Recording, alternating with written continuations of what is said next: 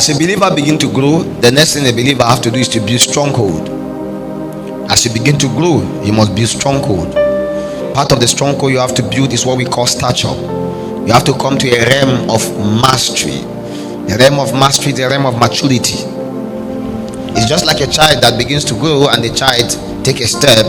After it takes 2-3 steps, he falls, right? Take again, he falls. Now, if you actually fall, when was the last time you fall because you were walking? You have gained mastery. That means you have gained stature in walking. In fact, there are people that when you want to walk with them, you have to be moving like this, because when they take one step, there was one day that we and my friends we just begin to trek, and we were just trekking, and we realized that we have left our area and we have entered Welcome to Lafayette. What? And when we turn, the problem is going back home now. But there is a way that you trek to a point you gain stature in trekking. It is the same way that I'm telling you, you can do something to a point you gain stature, you gain mastery in it. And let me tell you, someone says something that when you do something consistently over time, you become a captain in it. It's true. Anyone that is a captain has to be somebody that has done something for at least close to 10,000 times. And anything you do consistently again and again, you come to a realm of boldness, a realm of mastery, a realm of stature. There are some of you that if you stand here now, you begin to feel somehow. But if you have been standing here again and again, the time we come, you get used to it. In fact, they can wake you up and say, come and stand, you will stand. I know a lady that says, stand. In our class, she started crying. Why are you crying? Nothing. You see my point now? Why there are people that lecturer will not be in class, they will just stand and start talking. They have gained stature. It's the same way in the realm of the spirit. You can grow to a point where you gain stature. And when a man gains stature in anything, it means a power is given unto him. That power is referred to as the staying power. You will never get stature in anything until you're able to stay in the thing. Nobody just become a master in anything until they remain for so long. It's true. You can master the art of singing. You can master the art of learning a skill. You can master the art of prayer. You can master the art of preaching. You can master the art of fasting. You can master anything. But mind you, before you enter into that realm of mastery, you must actually have been given the ability by God as a power to remain. It's a realm in God. If you have not entered into that realm, you will backslide. Sorry to say this, it's just a matter of time. No, it's true. You will backslide. Do you know why? Because until you have come to a point where every spiritual thing does not be only an activity, it has become your lifestyle, you will never gain mastery in it. You will see it as a burden again and again. At the point where the thing become your lifestyle, you enjoy doing it. In fact, if you don't do it, you don't feel happy. That's the difference between what they call a job and a work. Now, is that not true? A job is something you do just to get a paycheck. Even if you don't like it, you don't have an option. Work is something that you do because you love doing it, and even if you are not paid, you keep on doing it. There are some of you that, sincerely speaking, you don't like your job. You hate it with passion. And an average job, everybody that is given a job, he hates it. But as giving to you a job, as you hate it, you must also be able to find a work apportioned unto you. And that is to let you understand that anything you do that you hate doing it, grace is not supplied. And if grace is not supplied, power to remain will not be given. What fuel your prayer? What fuel your studying? What fuel your consistency? What fuel your pursuit for God? What is fueling it? If you come to a point where you realize that it is by your might, by your understanding, you will fail. But if you come to a point where you realize that one way or the other, it's not as if I'm too qualified, but as if there is an invisible hand holding me. If you are wise enough, remain consistent with the consciousness of that invisible hand holding you. A time will come, that hand will keep you by default.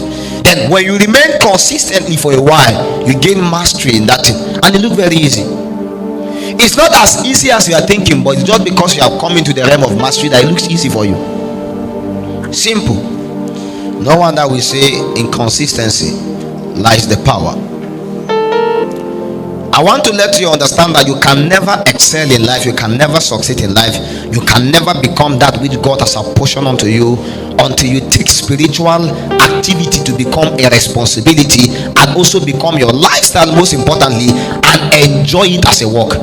Jesus was the one that said, I have come to do the work of the one who sent me.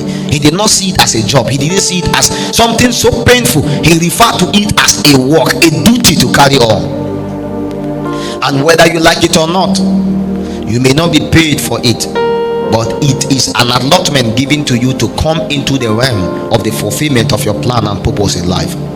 Neglect the need for you to labor in this kingdom and wake up in the next 10 years and realize your future is not prepared for the version that God has apportioned unto you. Many of you will wake up after a while, you are 30 years old, and yet again in the spirit you are still 3 years old, and you wonder how comes you have not stepped into the realities made available for you in 30 years old. And by the time you appear in heaven, they will play your script and show you that these are the things that are allotted for you to manifest, but yet again you have not manifested them. Why? Because you are small. And that's why the Bible says if you fail in the days of battle, it's not because the battle is fierce, it's because your strength is small. How then does a man grow to the point where he gains strength in God? It's when a man remains consistently, then he comes into mastery by the enablement of what we call the staying power. It's not just good enough for a man to desire to grow spiritually. A man must cry for God to give him the staying power. How long will you be a good girl? You like this? I guarantee you, devil know everybody has an expiring date. Devil know everybody has a price tag. How long will your hunger last? How long will your zeal last? How long will your passion for God last? There were people that started this thing before you. Where are they today? They are backsliding. There were people that were more zealous than you. Where are they today? They are falling by the wayside. How long will you last? The ability of you to last is enabled by what we call the staying power. We cannot talk about spiritual growth sufficiently well and it profits us until we understand the necessity to make contact with the power in God that makes men stay. No wonder in the book of Acts chapter 1 verse 8, the Bible speaking said, and ye shall receive power after the Holy Ghost. The ability of God to make men remain in a level, in a dimension, you require power. The Bible says God is the one that will give you the power to get wealth. Say, through the greatness of that power will the enemies submit themselves. There is an allotment given to believers for them to reign. You cannot reign by a beg, you reign by an enablement of power. And that is to let you understand, if your life is going to mean anything on the earth, God must be able to supply a kind of power for you to remain in your pursuit and never be discouraged. Everyone that has ever profited from God has been given the staying power. Nobody has come to the fulfillment of their calling that have not remained for so long. Many of you began the pursuit after 2 years, you are tired. You started singing after 1 month, you said, I don't know how this thing. You were praying after 2 months, you are tired. Men have been in this thing for the past 30 years. Some have been in it for 40 years, some 50 years, and they are still there. What keep men remaining? What keep men? The Bible speaks about a man named Prophet Simon, right? And prophetess Anne, right?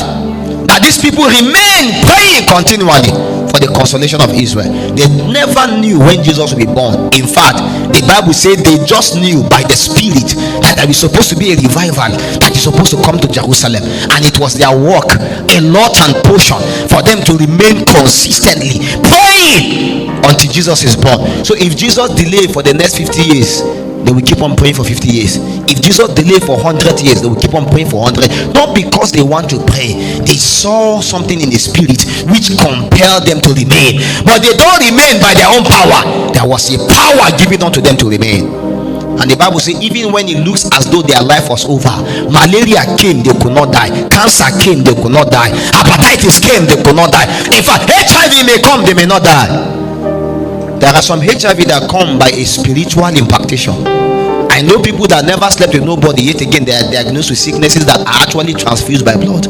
How did that happen? A time will come when part of the attack of demonic spirit, it will make you look like anything that they will. But in the days when the enemy threw his best, there is a power God give men to remain. So these men, the Bible said, they prayed to die, but they could not die. Why? Because until they see the Christ, until they see him face to face, they will never go.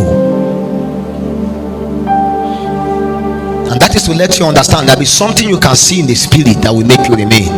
There is something that you can come to a realization that can make you remain. In fact, there is an encounter you will have that backsliding can never be an option. Like never. It's true. It's either God or not, or nothing. But if you have not seen the thing that men saw that made them remain, you can never remain.